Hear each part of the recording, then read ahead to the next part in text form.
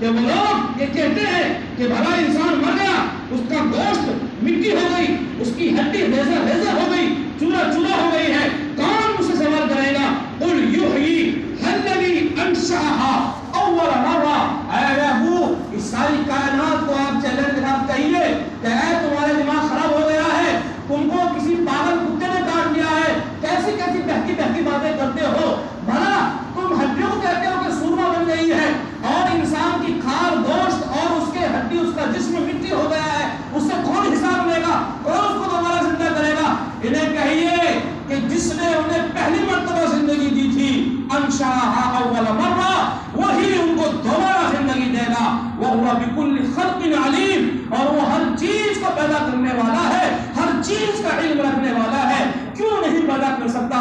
ایماندار سے بتاؤ، یہ تو ایک عقل میں آنے والی بات ہے کہ انسان بھی اگر کوئی کام کا آغاز کرتا ہے، ابتدا کرتا ہے، تو اس کو شروع میں دقت زیادہ ہوتی ہے یا پھر وہ اس کام کو 2 4 10 20 دفعہ کرنے کے بعد میں پھر کرتا ہے پھر دقت ہوتی ہے؟ ہرگز نہیں۔ جب انسان کسی کام کو شروع کرتا ہے، آپ کسی ٹیلر کے پاس جائیے کہ مجھے آپ ٹیلرنگ سکھا دیجیے، آپ کسی بڑھئی کے پاس جائیے کہ آپ مجھے فرنیچر کا کام سکھا دیجیے، ایماندار سے بتاؤ، شروع میں آپ کے ہاتھ میں ہتھوڑا دے گا، آپ کے ہاتھ میں جو ہے نا وہ ہتھیار دے گا، تو آپ کو شروع میں پریشانی ہوگی یا مہینے 2 مہینے کے بعد پریشانی ہوگی؟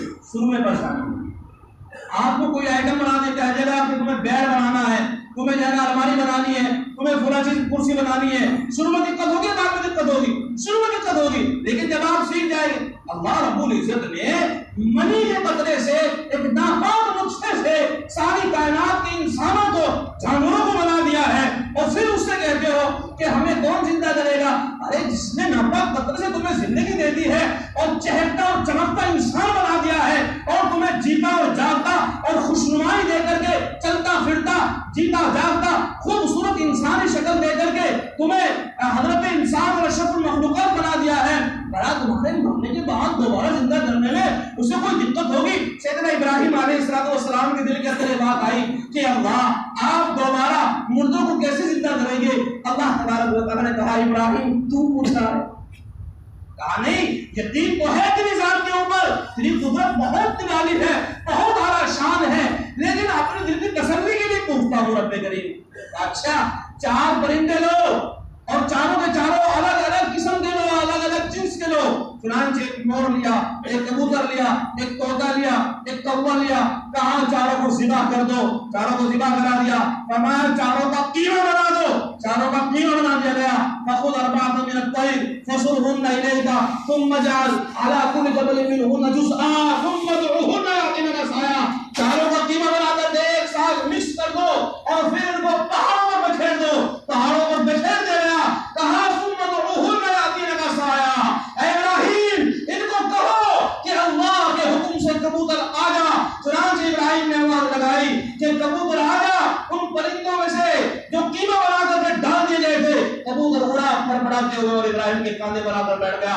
آواز دو مور کو، مور اڑتے ہوئے آئے گا۔ اللہ نے کہا وَاعْلَمْ أَنَّ اللَّهَ بِكُلِّ شَيْءٍ عَلِيمٌ، اے ابراہیم جان لو کہ اللہ تبارک و تعالیٰ ہر چیز کو جاننے والا ہے اور ہر چیز کی قدرت رکھنے والا ہے۔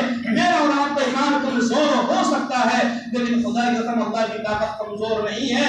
دوبارہ ہمیں زندہ ہونا ہے، دوبارہ ہمیں زندہ ہونا ہے، اور ہمارا دوبارہ زندہ ہونا آسان ہے بالمقابل پہلی مرتبہ پیدا ہونے کے، بالمقابل پہلی مرتبہ پیدا ہونے کے دوبارہ زندہ ہونا آسان ہے، اور بس جب دوبارہ زندہ ہو جائیں گے پھر اس کے بعد کبھی زندگی میں موت نہیں آئے گی، پھر موت نہیں ہے، پھر فیصلہ ہے اچھوں کا جنت میں، بروں کا جہنم میں۔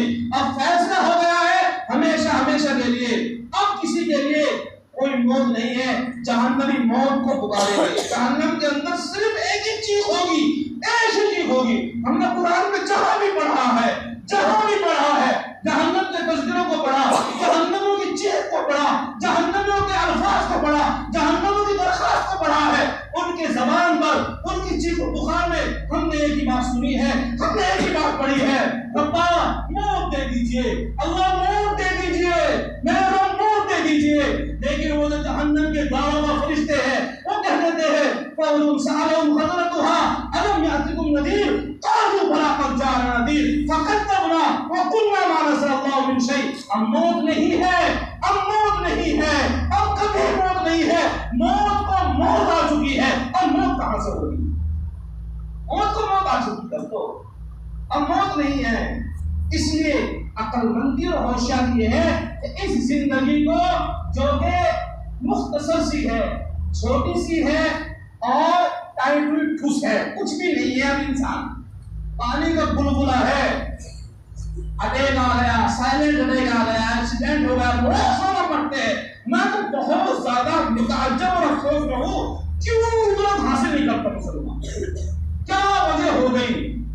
کیا ہو کیا گیا ہے؟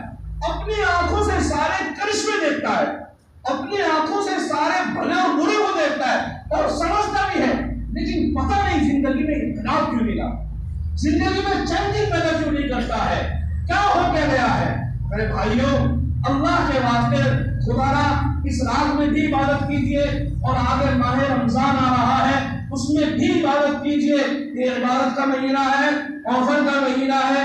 تراویح کو اپنے دامن سے باندھ لیجیے، اپنے پلوں سے، کہ انشاءاللہ پورا قرآن اللہ کا تراویح میں ضرور سنیں گے انشاءاللہ، اور سارے کے سارے روزے رکھیں گے انشاءاللہ۔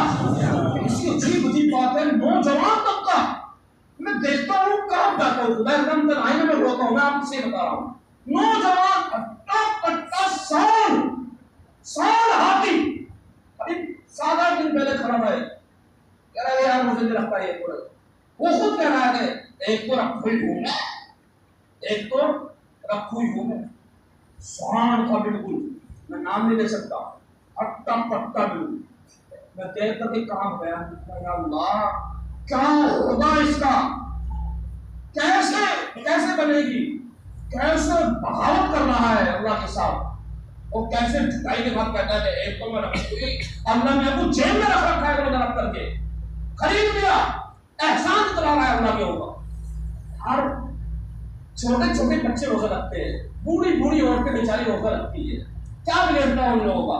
اس کے سینکڑوں فوائد ہیں ان کو جسمانی اعتبار سے، آپ کی جسمانی اعتبار سے آپ کیسے بیڑی پیتے ہیں، دیکھ کر کتنا افسوس ہوتا ہے، کس طریقے سے سامنے دوسرے کو روٹی کھا لیتے ہیں، خنزیر کھانے سے بھی زیادہ برا ہے، اس کے خنزیر کھانے کا اتنا گناہ نہیں ہے جتنا گناہ روزہ چھوڑ کر کے دوسرے روزے دار کے سامنے کھانے اور پینے کا گناہ ہے۔ صاحب حدیث کے الفاظ میں ترجمہ کر کے بتا رہا ہوں صاحب کو، خنزیر کھانے میں زیادہ گناہ ہے۔ اور میرے بھائی اللہ سے ڈریے، اللہ سے ڈریے، خدا رہا ہے اللہ سے ڈریے، اور اللہ کی عبادت کو کما حد تک کر لیجیے، اللہ کو راضی کر کے چلے جائیے دنیا سے۔ مختصر سی زندگی ہے، کریں گے میری کوشش انشاءاللہ۔ آج کی رات میں ہمیں تہجد پڑھنی ہے، صلاۃ التوبہ پڑھنی ہے۔ کیا پڑھنی ہے؟ صلاۃ التوبہ، 2 رکعت کر کے صلاۃ التوبہ بھی پڑھنی ہے، ٹھیک ہے؟ یہ کرتا ہوں 2 رکعت نماز نفی صلاۃ التوبہ، میں کرتا ہوں 2 رکعت نماز نفی صلاۃ التوبہ، سمجھے؟ اور صلاۃ الحاجت، اگر آپ کو کوئی چیز مانگنی ہے اللہ سے اور آپ کا کوئی کام ہو نہیں رہا ہے، آپ کے انتہائی کوشش کرنے کے باوجود بھی کوئی کام اٹکا ہوا ہے، ہو نہیں رہا ہے، تو 2 رکعت صلاۃ الحاجت، 2 رکعت صلاۃ الحاجت کی پڑھنی ہے۔ اور اس رات میں خاص طور پر جو ہے نا، اکثر و بیشتر لوگ بیچارے صلاۃ التسبیح پڑھتے ہیں، پڑھنی چاہیے۔ اللہ کے رسول صلی اللہ علیہ وسلم نے اپنے چچا حضرت عباس رضی اللہ تعالیٰ عنہ سے فرمایا تھا کہ اے میرے چچا جان، یہ نماز ایسی ہے کہ روزانہ پڑھنی چاہیے، روزانہ نہیں پڑھ سکتے تو ہفتے میں 1 مرتبہ، ہفتے میں نہیں تو مہینے میں تو سال میں، اور سال میں نہیں تو زندگی میں تو 1 دفعہ ہر مسلمان کو پڑھ ہی لینی چاہیے۔ اور جو اس نماز کو پڑھتا ہے اللہ تبارک و تعالیٰ اس کے پچھلے سارے گناہ کو معاف کر دیتا ہے اور اس کی رزق کی ساری ذمہ داری اپنے اوپر لیتا ہے۔ صلاۃ التسبیح بہت اہم نماز ہے، 4 رکعت پڑھنی ہے، اور 4 رکعت میں 300 مرتبہ ہمیں تیسرا کلمہ پڑھنا ہے۔ 4 رکعت میں 300 مرتبہ تیسرا کلمہ پڑھنا ہے، 1 رکعت میں 75 مرتبہ، 1 رکعت میں 75 مرتبہ ہمیں کلمہ پڑھنا ہے۔ اس کی ترتیب کیا رہے گی؟ بہت آسان، مختلف ترتیب میں بتلاتے ہیں، لیکن میں آپ کو بتلا رہا ہوں، آسان ہے، کسی کو سن لیجئے اور اسی کے اوپر عمل کر لیجئے اور دوسرے طریقے کے چکر میں نہ پڑیے ورنہ آپ بھول جائیں گے۔ صحیح بات ہے نہیں؟ ہاں، ادھر بڑے گوٹن اور پیسہ ہوا